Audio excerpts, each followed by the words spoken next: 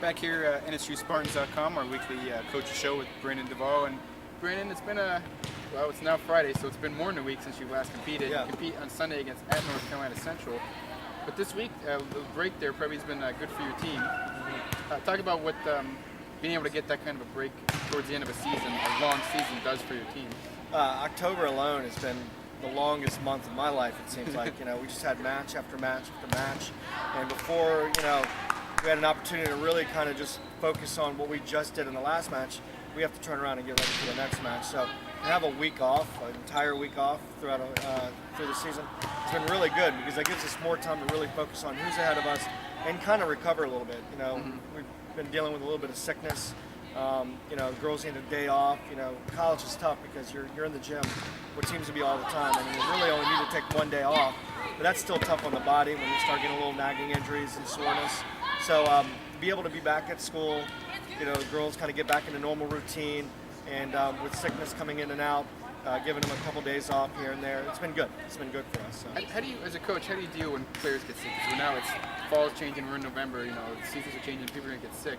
What do you do as a coach to kind of combat that? Obviously someone's sick, you don't bring them to practice. But at some point, it's pretty tough. Everyone's getting sick. It's going to go around eventually. Well, they just need to make sure they take care of themselves. We talked a lot about that. Like when you start getting sick, rest becomes a factor. I mean, they do have classes and tests and, exams and everything coming up. So, they've got to combat trying to study, prepare for that, and staying up really late, pulling all-nighters with the physical activity that we do in the gym. They've got to get the rest. They've got to drink plenty of fluids. All this stuff that mom and dad tell them all the time. Chicken noodle soup, all that good stuff. And we just tell them to stay away. The last thing we can afford is have one person get the rest of the team sick. So, we tell them, take the day off. If there's no harm in giving an individual the day off and say, get yourself better. And hopefully after going to the health center and after seeing the trainer and making sure they're okay, get back in the gym the next day and kind of play a little bit of catch up. Going in a little different circle here.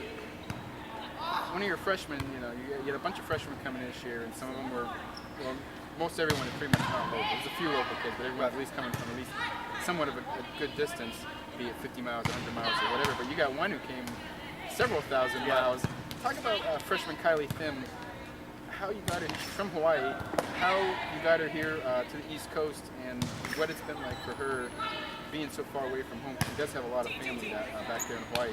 Right. What's amazing to me is the rest of this country, when they think about vacationing and getting away from where they're at, they want to go to Hawaii. Like, let's go to the beaches of Hawaii. I've come to find out that Hawaiians want to get out of Hawaii.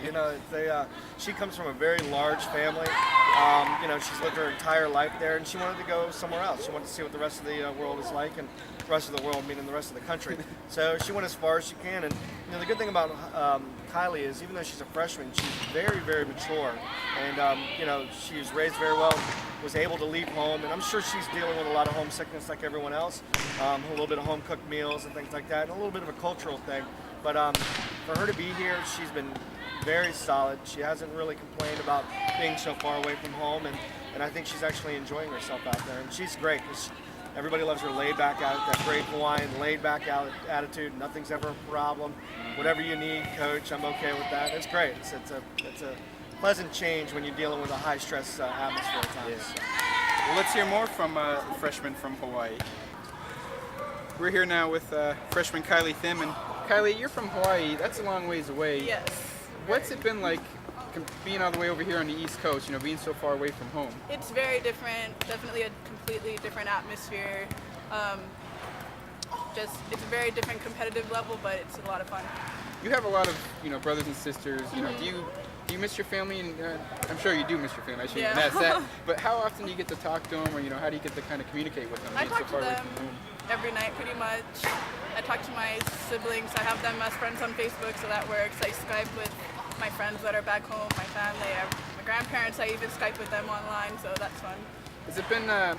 You've lived in Hawaii your whole life. You obviously went to the West Coast playing volleyball tournaments. Has it been a new experience, being over here on the East Coast, and you're going to get to experience winter too, so I bet you that's been something new for you. Yeah, well, considering in Hawaii, basically, the weather is the same all year, I'm going to have to say this weather is definitely a culture shock for me right now. So, but I think it's definitely a good way to get this experience of getting all the seasons pretty much, since I'm so used to one type of weather.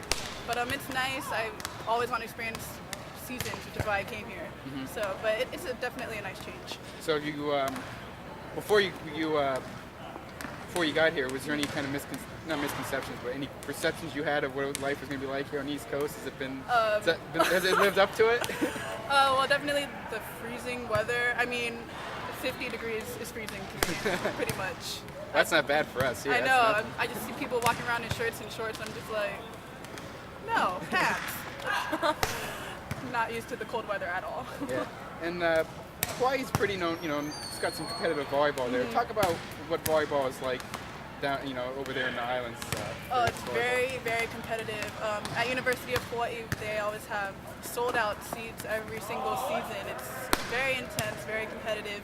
And everyone, even people who don't play volleyball, come to watch because they know how competitive we are and how intense the games get. And I mean, there's a different atmosphere playing here, but I think as people start to come see us play, they're going to see how intense the game is and see how competitive it is. Do you think that kind of helped prepare you for moving up from the high school club level up to this level? You have to get used to the fans and all the people wanting to come and see you represent your school that you're here to play for. So it's definitely tough to play, but it's a good feeling. How have you kind of, since you've gotten here, how do you think you've kind of improved as the season has gone on? I think, when you're playing in college, your main focus has to be to win for your school, to make your school have a good name. So I think whenever any of us get a chance to play, we always go to our full potential, try to play the best that we can. So you speak a little Hawaiian. A little bit. How do you say "behold the green and gold" in Hawaiian? It's gonna be a little long, but okay. E hele ka o'ma'o a me mele mele. That's "behold the green and gold" in Hawaiian. That's freshman Kylee Thiim. So let's go back up to Brandon. Well, Coach, can you say "behold the green and gold" in Hawaiian? She's been trying to teach me Hawaiian, but I can't do it. It's too many syllables. Yeah, it seemed like a lot of syllables. I was lost there when she said that. But moving forward here now, you guys are playing at North Carolina Central on Sunday. Is there a sense of let's get a little revenge for the match you should have won here? They really should have won. You guys had a 2-0 lead and just kind of lost it there. Players were tired and everything at the end.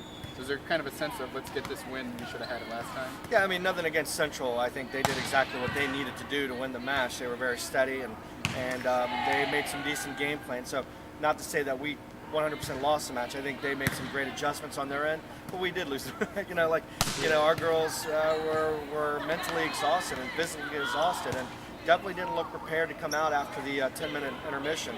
I remember there was one, and didn't really look prepared to come out and really play the last couple sets and finish the match out. So, yeah, for them, it's more proving to themselves that they can do better and that they should have did better, and go out and compete. And it's going to be a little bit more difficult because they are a well-prepared team. They are studying us as well, and they know our tendencies and things like that. And we got to play at Central. So we have our work cut out a little bit, but I think we should be okay for the match. And you're coming up on the last regular week of the season. I don't want to say is there a sense of urgency, but is there a sense of, this is it, we really got to bust our behinds, basically, there's no more turning back at this point. It's coming down to the end. Yeah, it's a big week for us because, good thing with Central not being necessarily in the conference yet. It's a good tune-up match. Hampton being in the Northern Division, not really counting it into our conference record right now, would be another good match for us. Then we go down to Bethune and Florida A&M. Plane trip, first one of all year. Spending a couple days away again. It's like being on the road again. We got to be prepared. Bethune, no matter what, is always a competitive team, and you can't. We talk to the girls a lot, saying that winning is a habit, and so is losing. And no matter where Florida A&M is right now, they know how to win. They have the habit of winning. They understand what it's like to win and play the big matches. And I'm sure their coach would say this isn't the most exciting season for him right now, and I'm sure he has a lot of things he has concerns about. But no matter what, they know how to win. So we got to go down to their gym and hopefully compete and do what South Carolina State did, and hopefully take a win off them. And that puts us in a great position to go into the conference tournament. So it'll be good. Yep. They said the Spartans will be at North Carolina Central on Sunday, and then they'll be back here next week, the last home match of the season on Wednesday against Hampton at 6 p.m. So for all your information on NSU volleyball and all of NSU athletics, visit NSUSpartans.com.